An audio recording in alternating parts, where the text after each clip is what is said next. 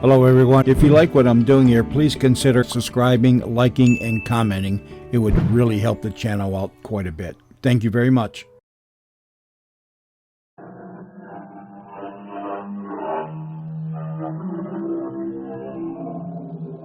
Come in.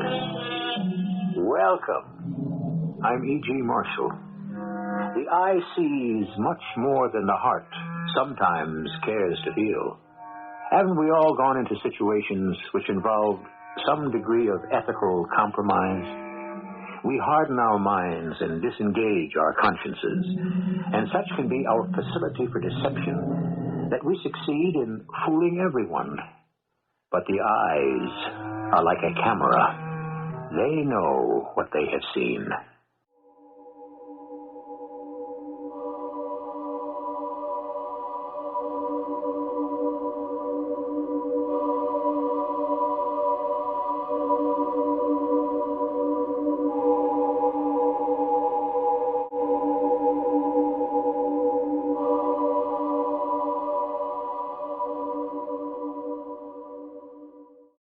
I'll be coming for you in a few hours, Larry. To take me to the gas chamber. I'm innocent. I believe you. And as your lawyer, I did my best. If only I could get my hands on the man who framed me. There's nothing more you can do. I think there is. Larry, in 4 hours, you're going to be dead. What can you do then? What if not all of me dies?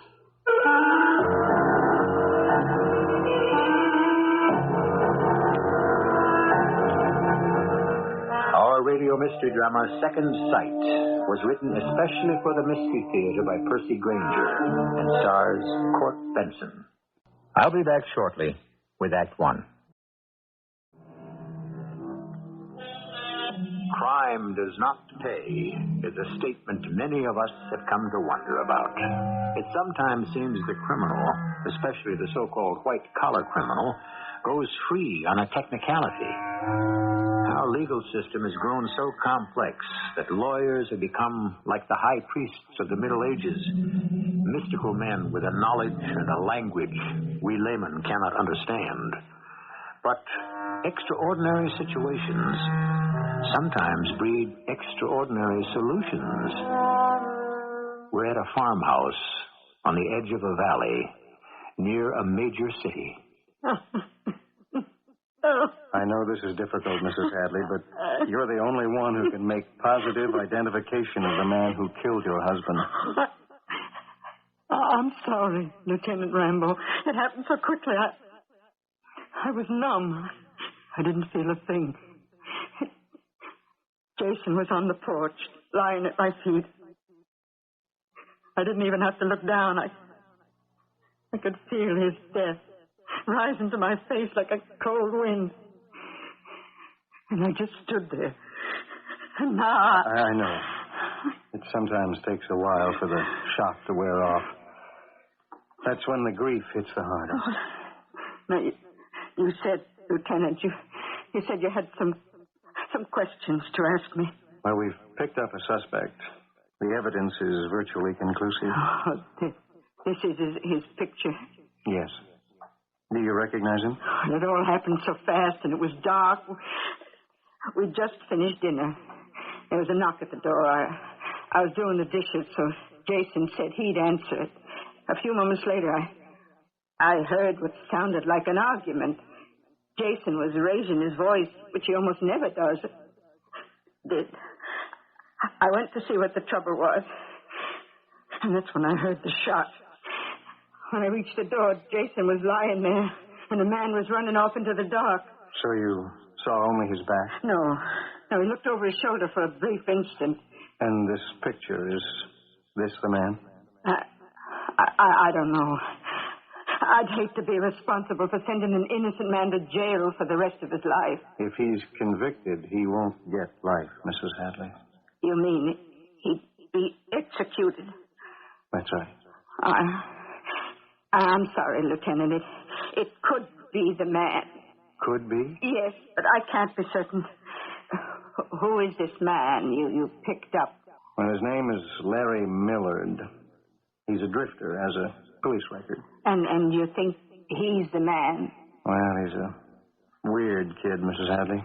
He's got a mystical streak. Imagine he has certain powers, you know. But how can you be sure it was he? Well, because he was in the valley at the time, and because he was carrying the murder weapon when he was arrested. If something should jar your memory, Mrs. Hadley, please call me.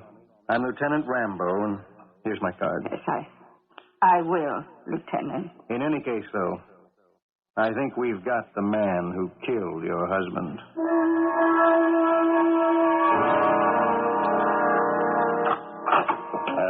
Glenn? Hadn't the call come through from the courthouse? Not yet, Tip. Well, the jury convicted him, didn't they? And given the death penalty? So what's the point of dragging it out like this? Relax. Now, how can I relax? Now, Larry Millard is the one guy who could identify you as the real murderer. Tip, we've got nothing to worry about. Oh, boy, I thought you'd really blown everything when you shot that farmer. Well, I was having one of those headaches. By the way, have you closed the deal with his widow yet? Yeah.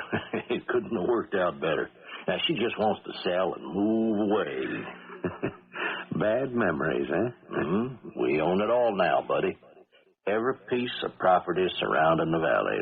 And when the federal government announced publicly its plan to build the reservoir, the value of that land is going to skyrocket. Yeah. What used to be second-rate farmland will suddenly become premium shoreline on the largest man-made lake in the state. Mm-hmm. We paid an awful lot of bribe money to get that advance information. Like I always say, Tip, if you want the water to flow, you've got to prime the pump. Hey, there it is. Hello? Yeah, this is Glen Paxton. What's the word? Good. Terrific. Thanks. Millard's appeal was denied. He goes to the gas chamber next week. It's a good thing you had the presence of mind to pick him up that night and slip him the murder weapon. Let's have that drink. Yeah. Hey, what's the matter? It's just my eyes. They're blurring again. And that headache's coming back. Will you do your wife and me a favor and go to a doctor, huh? Yeah, sure. No, I mean it now. Judith and I are very worried about you. Yeah, all right. I'll make an appointment this afternoon. The last hurdle's been cleared. Nothing stands between us and the biggest real estate profit in the state's history.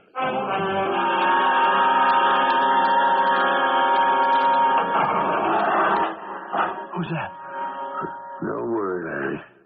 They aren't coming for you yet. It's only me, Mr. Jarvis. Oh, yes, my faithful attorney. What time is it? Well, it's almost midnight. 6 more hours. Why'd you disturb me, huh?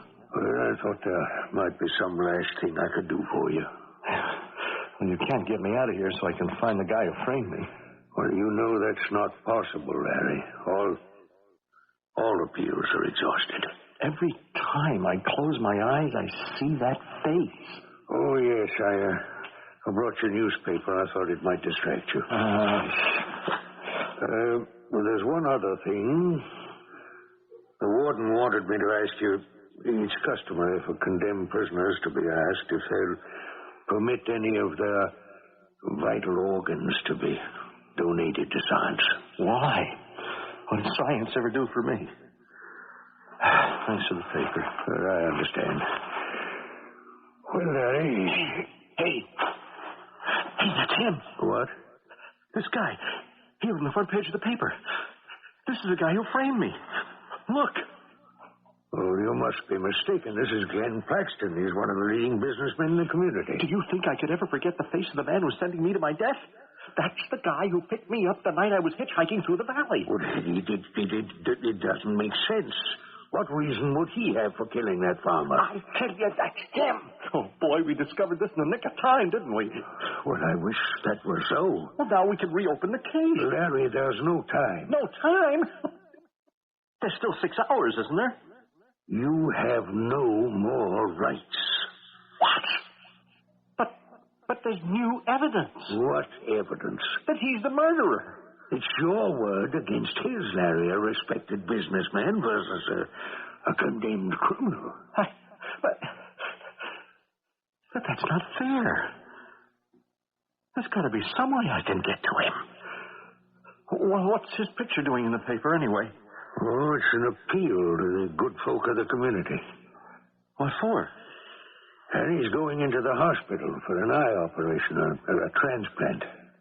And they need a donor? Uh-huh.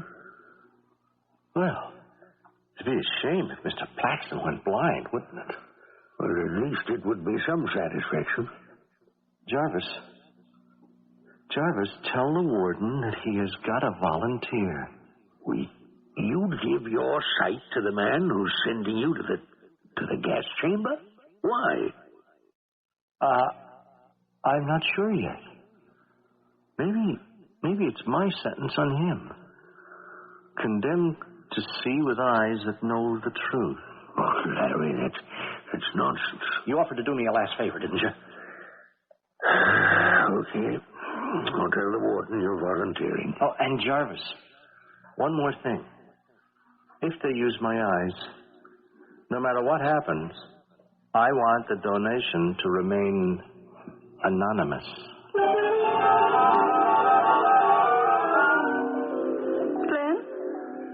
Glen, are you still conscious? Who's that? Oh, Judith. Hi, honey. Oh, I just came by to wish you good luck. Why didn't you come earlier? Before they doped me up. Oh, I'm sorry. I was busy shopping. I got here as quickly as I could. Is Tip with you? Oh, he's around somewhere, I guess. I think he stopped to talk to the surgeon. Oh, here they are now. Hello, Mrs. Paxton. Doctor? Mr. Paxton, the orderlies here are taking you down to surgery now. Good luck, old buddy. Thanks, Tip. Judith, will you wait here for me, please? Of course, dear. Dr. Soames, is he going to be all right? As I was telling Mr. Foster here, the extent of the decay in your husband's sight makes this a difficult operation, but you will be happy to know that we have found an excellent donor. Oh, who?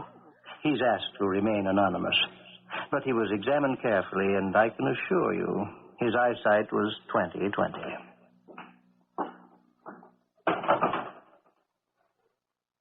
Well? I don't relish the thought of hanging around this hospital all night.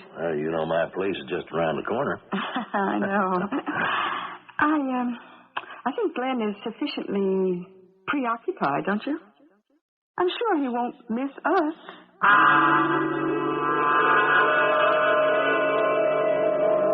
Are you sure that Glen doesn't suspect anything about us? Relax, darling. I know Glen's priorities. He's not going to do or say anything that might jeopardize your partnership. You mean he knows and he doesn't care? Financial success is far more important to him than domestic integrity. Hello. Yeah, this is Tip Foster. Who is it? The hospital. Yes, doctor. Good, terrific. Oh, well, how long will that take? I see. Yeah, Mrs. Paxton? Well, no, I can tell her, doctor. I think I know where she can be reached. Yeah. Yes. Thanks. So long. Oh, what's happened? It was Dr. Soames. He thinks the operation was a success. Thanks. Well, there's no way of knowing for certain what the final result is going to be until the bandages come off. Well, how long will that take? Oh, doctor said no more than 3 weeks.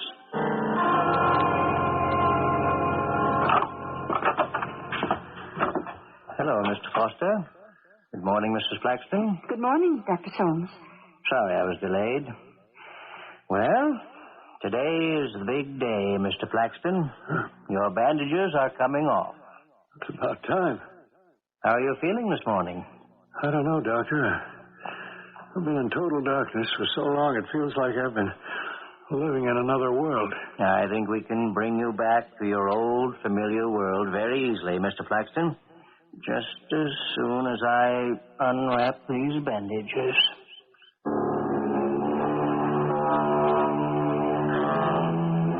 What will be the effect of Larry Millard's ironic gift to the man who sent him to his death?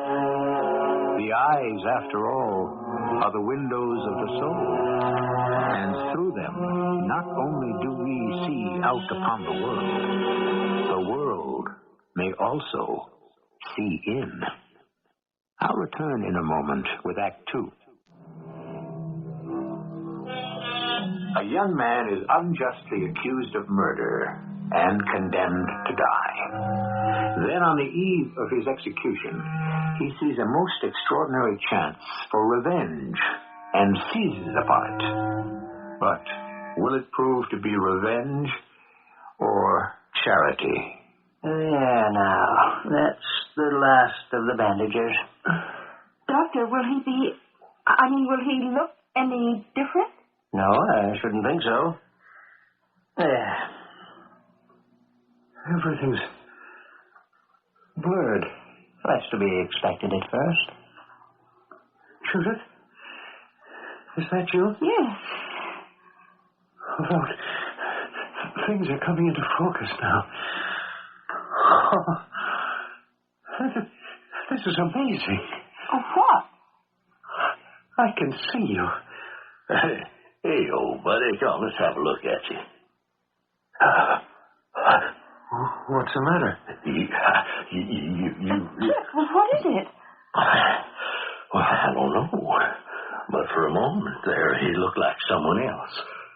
Someone better looking than me, I hope. No, it was a face I recognized. Who? I can't say.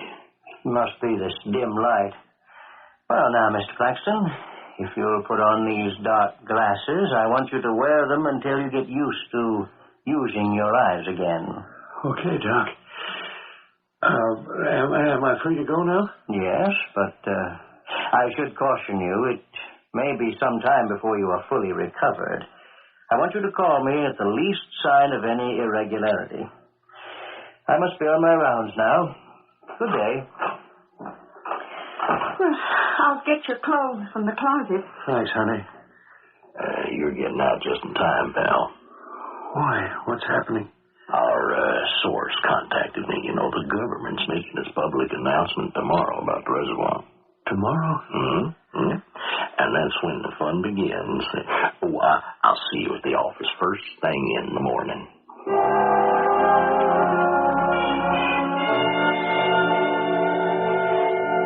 Good morning, Glen. Did you sleep well? A lot better than at the hospital. You know how good it feels to get back to the old routine after 3 weeks flat on my back in that hospital? Your eggs will be ready in a minute. How do I look, Judith? Do I look okay? You look fine. How do you know? What? I said, how do you know?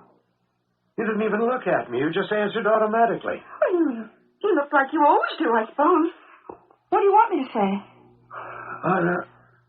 I'm sorry. I don't know what happened. I didn't mean to yell at you. Here's your breakfast. Oh, these eggs are terrific. Just the way I like them. What time is it? Nearly 9. What's your schedule for today?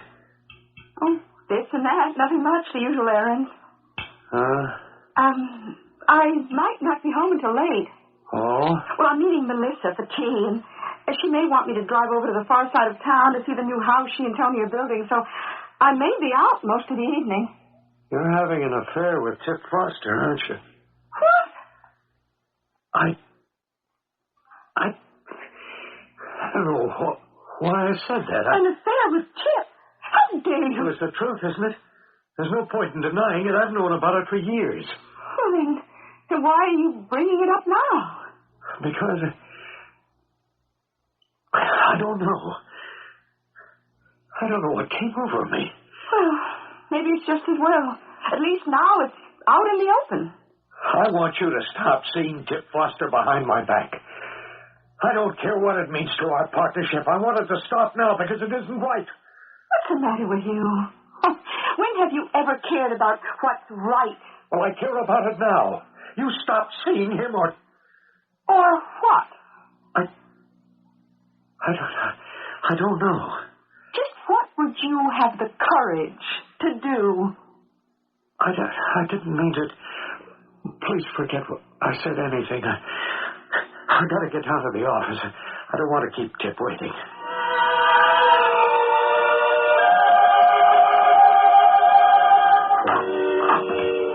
Well, good morning, Glenn. Morning, Tip. You, seen the papers today, old buddy? No, I didn't. Well, then you feast your eyes on this. Here it is in black and white. Federal government announces multi-billion-dollar reservoir recreation project. Tip, do I look different to you? What? I feel very strange. Well, you look okay to me. That is probably those 3 weeks in the hospital. I'm getting these flashes. My eyes burn. Ah, you've just been laid up. Now you're just getting your equilibrium back. Yeah, I guess. Forget it. We've got a long day ahead of us. Well, the first thing we got to do is complete the paperwork on the dummy corporations we set up. If anyone decides to check and is able to trace all those land purchases back to us, well, it could raise some very uncomfortable questions. Yeah. Like, why did we bribe that government official? Yeah. So I thought... Or aren't I guilty of Jason Hadley's death and Larry Millard's death, too? Yeah. Hey, Glenn, are you all right? The dummy corporations. If you file the papers, I'll open the various accounts we'll need from which to make the necessary interest payments on our loans. We'll have to negotiate a quick sale or two right away to get some operating capital. But, of course, the right thing to do would be to sell the land back to the people we conned, and at the same price we paid. What was that last statement? What we did was wrong. So what? Hey, who did they have you sharing a room with in that hospital? A priest? We bought the land at rock-bottom prices from poor farmers because we had illegally obtained advance information. Don't you see? That's not fair. Don't you see? What is happening to you, Glenn? Get away from me. What's the matter? The look in your eyes. It's the same look I saw yesterday in the hospital. What look? I don't know. I only know I've seen it somewhere before.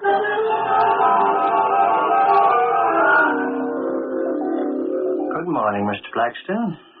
Please have a seat. Thank you, Doctor. My nurse said you were most anxious to see me. Doctor, I want to know what you did in that operation. Why? Is anything the matter? I'll say there is. What did you do? It was a normal transplant operation. There's something happening to me. I don't know what's causing it, but I'm beginning to act very weirdly. Well, try to describe the symptoms to me. Well, I can't put my finger on it, but I feel as if I'm losing control. Are you getting headaches? No. Is your vision blurring? My sight's never been better. I can see things more clearly than... Then what, Mr. Paxton? Than ever before. Well, then just what is the trouble? It's as if my eyes are... Well, as if they're seeing things, people, situations, in a new light for what they really are. That's not so unfortunate, is it? But then I blurt things out before I can stop myself. People do sometimes go through personality changes as a result of surgery. The donor. Could it be something that was transferred from the person who gave me his eyes? You mean, could the donor have given you more than just his sight? Yes. Well, I can assure you that is a medical impossibility. But I feel like a different person. Who was it, Doctor? Who was the donor? I'm afraid I cannot tell you. Did I know him? Did he know me? I would say it is highly unlikely you two would have ever met. But I've got to find some way of stopping what's happening to me.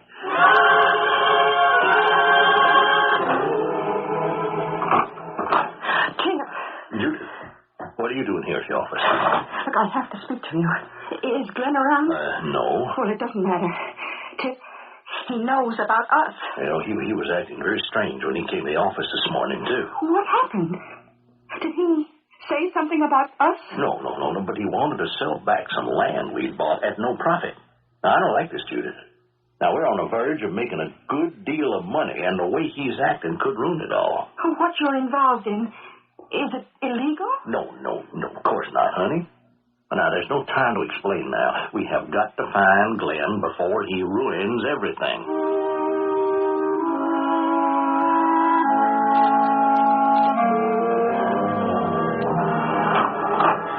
Judith? Judith? He's not home. What's this? Glen, since you've finally confronted me with what you've known to be true all along between Tip and me, it is no longer possible for us to continue living under the same roof.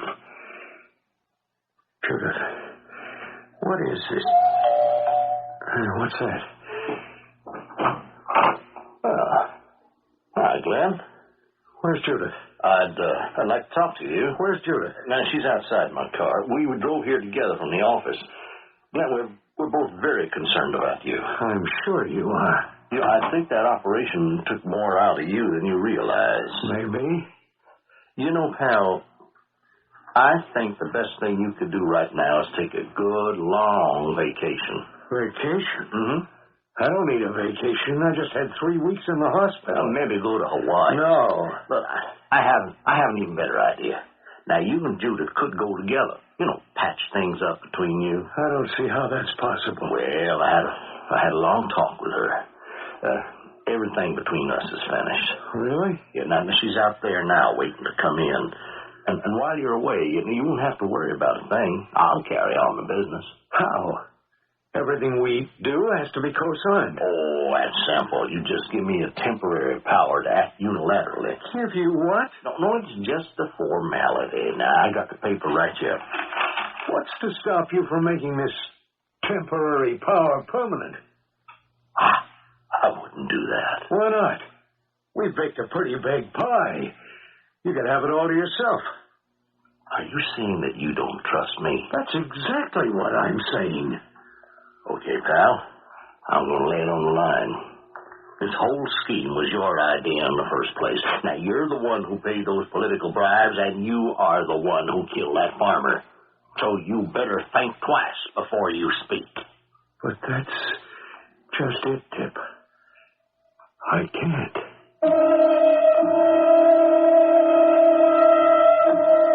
We tend not to like people who won't go along with the little and sometimes not so little deceptions with which we surround our lives. But what if the moralist himself has feet of clay? What if he is guilty of nothing less than murder? And what if his compulsion for truth is actually a bizarre form of revenge? How far will it go? Will the punishment fit the crime? Will it be an eye for an eye? I'll return shortly with Act 3.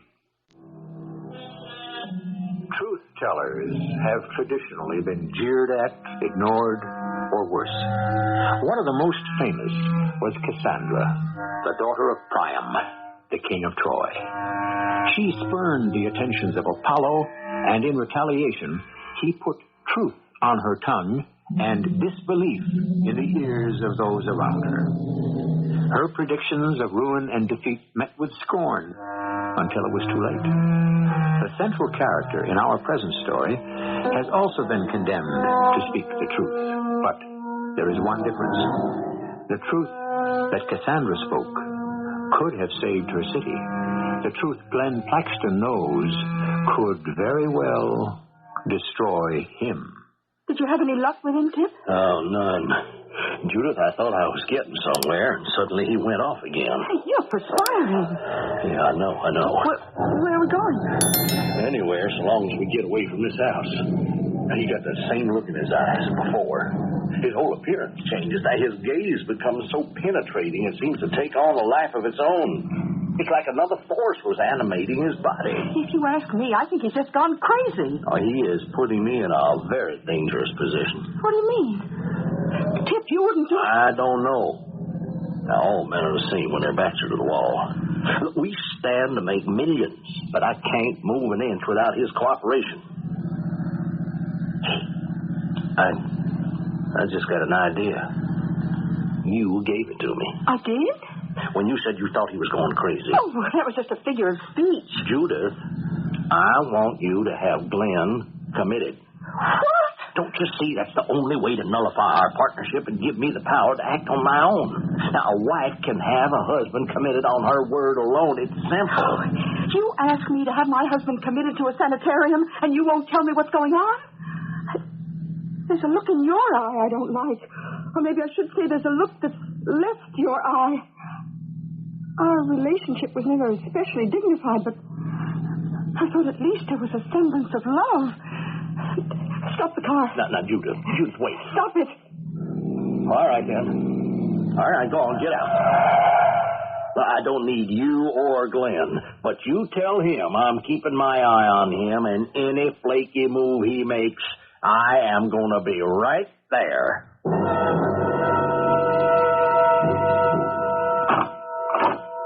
Judith? What are you doing here? I live here. Do you? Do either of us, for that matter? Oh, Glenn, then I'm sorry. I've left Tip. It's over between us. Oh? Why? Well, he tried to persuade me to have you committed. To get me out of the way? What's happening to you? I don't know. I can't tell. I lose control of myself. You and Tip are involved in something illegal, aren't you? Oh, please don't ask me, Judith. I can't tell you. You can't lie anymore? What is it you've done?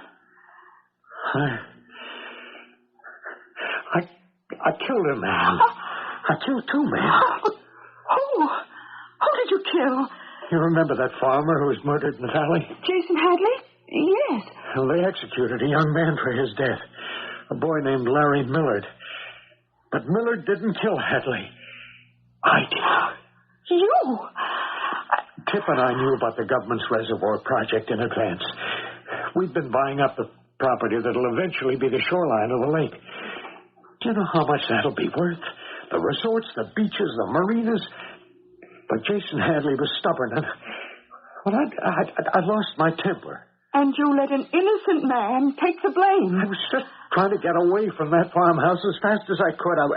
I wasn't thinking. I saw Millard hitchhiking. I picked him up and slipped the gun into his pocket. Oh, so the story he told the court was true.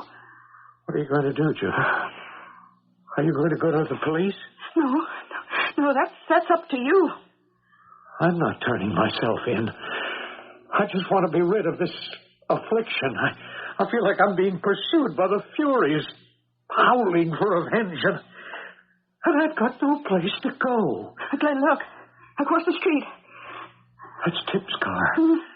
What did he come back for? He told me that as long as you were acting strangely, he wasn't going to let you out of his sight. You think he'll try to kill me? I don't think he'd hesitate to do whatever is necessary to protect himself and that scheme of yours. Yes. Maybe I should go to the police.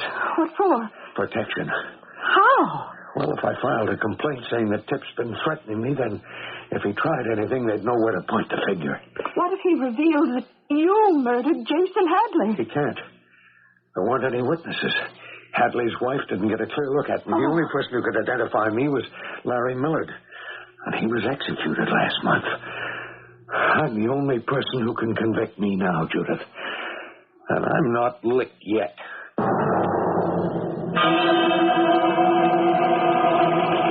Yes, can I help you?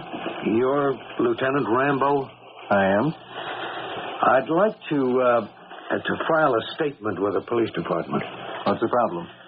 Well, there's been some trouble between my business partner and myself. You want to press charges? No, nothing's happened. I just want a complaint on file in case. I understand. He's threatening you, huh? Yeah, sort of. It's probably nothing, but it doesn't hurt to be cautious. Okay. We'll just fill out a... What's wrong? What are you looking at me like that for? Haven't I seen you somewhere before? What are you talking about? You look familiar somehow.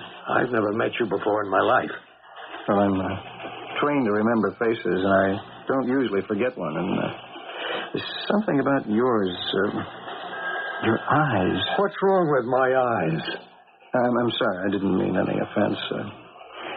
Now, why don't you tell me the whole story, huh? What? What's the trouble between you and your partner? What business is that of yours? If you're going to file a complaint, we have to have the details. Oh, yeah. Well, you see, no, forget it. Just forget it.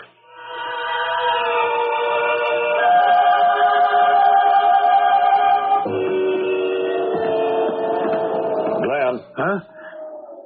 What were you doing in there, Glenn? Nothing. I followed you down here to police headquarters. Now, you were in there long enough to dictate a full confession. Confession? It'd be in keeping with this newfound morality of yours now, wouldn't it? You think I'm crazy, Tip? You think I want to go to the gas chamber? I came here to get protection from you. Protection? Yeah. So I'll know who to turn to if anything happens to me. Well, now, that is very clever, but I don't believe you. What? I think you're bluffing. I don't think you filed a complaint at all. Did you? No. What do you want, Tip? The business? You can have it. The whole thing. It's yours. Are you serious? Do you still have that paper on you? The one giving temporary control of the company to me? Yeah, sure. Right here. Make it permanent control. There. It's signed, okay? Now just leave me alone. Right. And now, there's just one more thing, Glenn. What? I can't afford to have you around town. You know too much. And given your compulsion to confess, that makes you dangerous. I'd hate to see all that beautiful land slip through my fingers because it became known we had illegally obtained information. Where can I go? I don't really care, Glenn. If you stick around here, I'll put a contract out on you.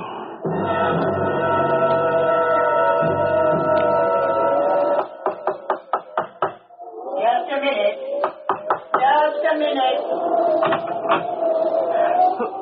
Who is it? Wonder if you have some water? I can't see you. The porch light's busted. You'll have to step inside. Thank you. Oh, you look half frozen to death. What on earth are you doing out on a night like this? My car broke down. If you just have a glass of water. Oh, well, come on through here into the kitchen. I got a bit of soup still hot on the stove. Oh, thank you. Excuse the mess. Everything's in boxes because I'm getting ready to move. Sit down there at the table. Well, it's very kind of you to allow a stranger in your house. I'm probably foolish for not taking more precautions now that I'm alone here. Your husband? He's dead. Oh, I'm sorry to hear that. It's been over a year now. It's odd. Something about the way you knocked on the door brought the whole incident back. It was just about this time of night. What happened? He was shot. Your husband was murdered? Yes. They executed the fellow they say did it, but I took no joy in that. It doesn't bring Jason back to life. Jason Hadley? Why, yes. What's the matter? I have to go. Oh, but you're about to drop from exhaustion. Please let me go. There's a bed all made up in the back room here. Now, you really must get some rest. I can't rest. Here, let me help you. Come on. Please don't. Oh, you're half asleep already. There. Now, I'll just cover you. And in the morning, I'll make you a nice breakfast. Why, So kind to me. Oh, we all deserve some kindness, Mr. Johnson. James Johnson. Mr. Johnson. Sleep well.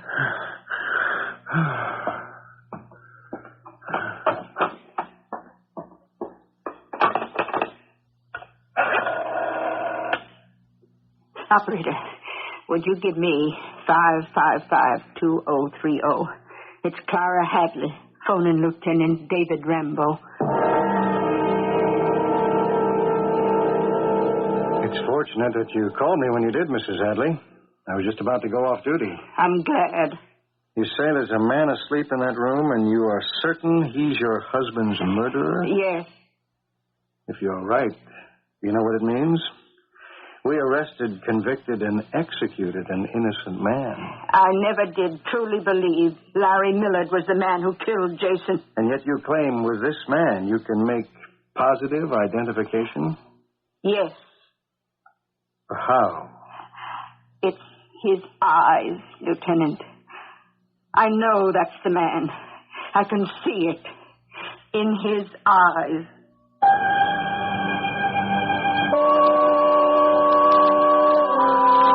We've all heard the expression, going into a situation with one's eyes open.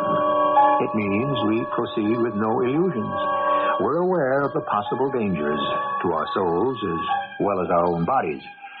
Glen Paxton didn't care about the danger to his soul, and he might never have considered the ethics of his actions at all had it not been for a most mysterious avenging force.